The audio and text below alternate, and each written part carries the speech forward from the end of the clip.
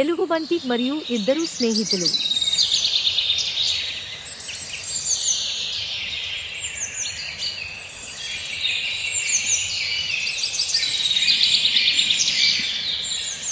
ఒకరోజు ఇద్దరు మంచి స్నేహితులు గాఢమైన అరణ్యంలో నడుస్తూ వెళ్లారు.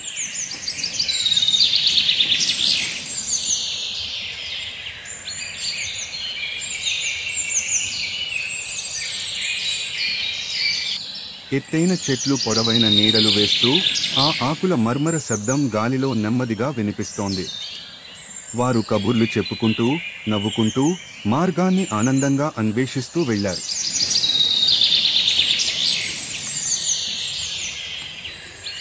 అకస్మాత్తుగా ఒక పెద్ద ఎలుగుబంటి చెట్ల వెనక నుండి బయటకు వచ్చింది.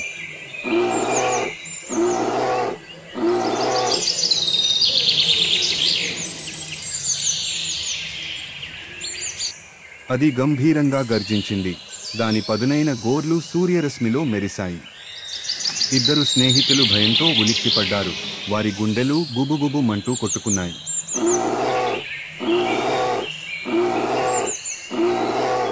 ఆలోచించకుండా ఒక పిల్లాడు సమీపంలోని చెట్టుకు పరిగెత్తి వేగంగా ఎక్కిపోయాడు.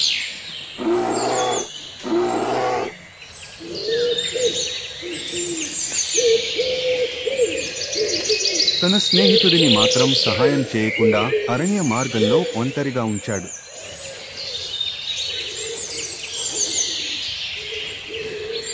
అరణ్యంలోకి వచ్చిన ఎలుగుబంటి చుట్టూ చూశాక పిల్లవాడు గుర్తు చేసుకున్నాడు, ఎలుగుబంటులు చనిపోయిన వారిపై దాడి చేయవు.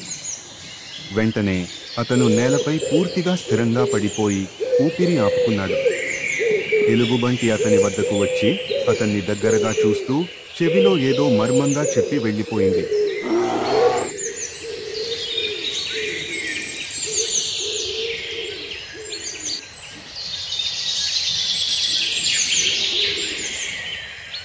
ఎలుగుబంటి వెళ్ళిపోయిన తర్వాత చెట్టు ఎక్కిన పిల్లవాడు కిందికి దిగి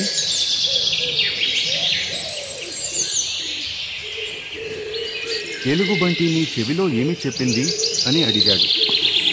నేలపై ఉన్న పిల్లవాడు మెల్లగా లేచి తన దుమ్మును ఊడ్చుకుంటూ ఇబ్బందుల్లో ఉన్నప్పుడు నిన్ను వదిలేసే స్నేహితులను నమ్మవద్దని చెప్పింది అని అన్నాడు.